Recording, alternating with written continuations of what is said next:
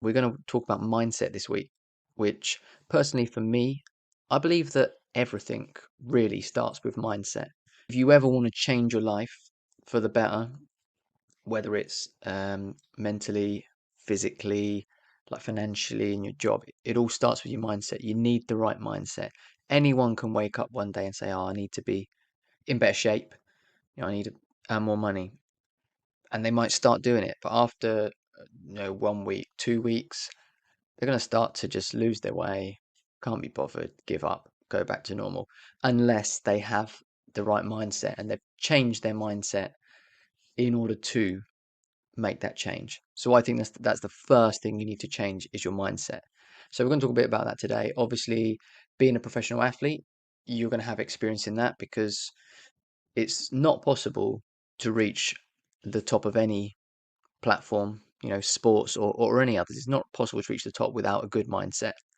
So obviously, you've had a good mindset for your career. So the first thing I kind of wanted to look at is, do you feel that that's just something you always had inside you? That you always had that kind of discipline and that mindset and that drive to succeed? Do you think it's something that kind of learned over time, or was there like a pivotal moment in your life where everything kind of changed for you and clicked and you just thought, yeah, like bam, that's it, mindset's on and I'm going to succeed? Yeah, good question, Ryan. I think it was always in there. It was always there for me, embedded, into my natural and into my personality and my approach, my mental approach. I think it's funny because when I started out as a kid, I never really. It just kind of happened. I wasn't like I really. Oh, this is what I really want to do.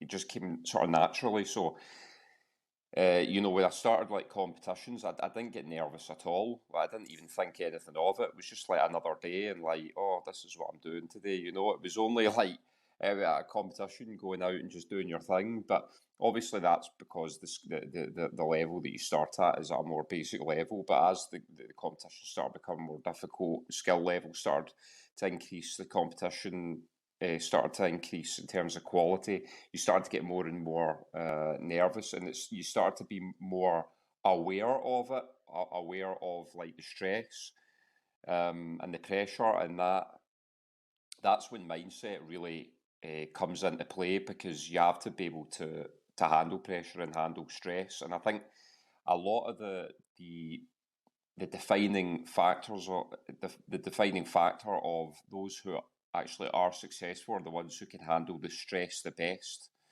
handle the ones who can handle the pressure um, better than the opposition.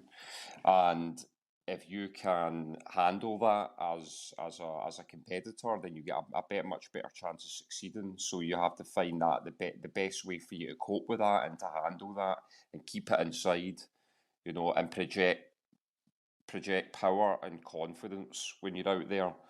But I think in terms of the original point, I think it was always kind of embedded into me, because I was always brought up to be to work hard and give it my best. I had quite I get grateful to have had a disciplined upbringing. So when it came to gymnastics and being able to uh, give 100%, take it seriously, listen, be coachable, be able to take instruction and apply it, and not have not.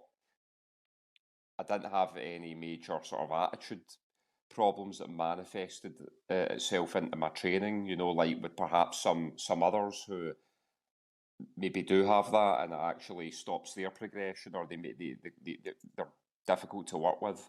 Even though they're talented, they're difficult to work with. They're not very coachable.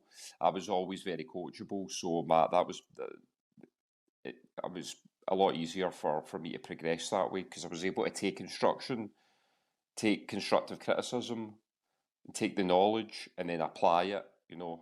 Put in the work or make the improvements that I needed.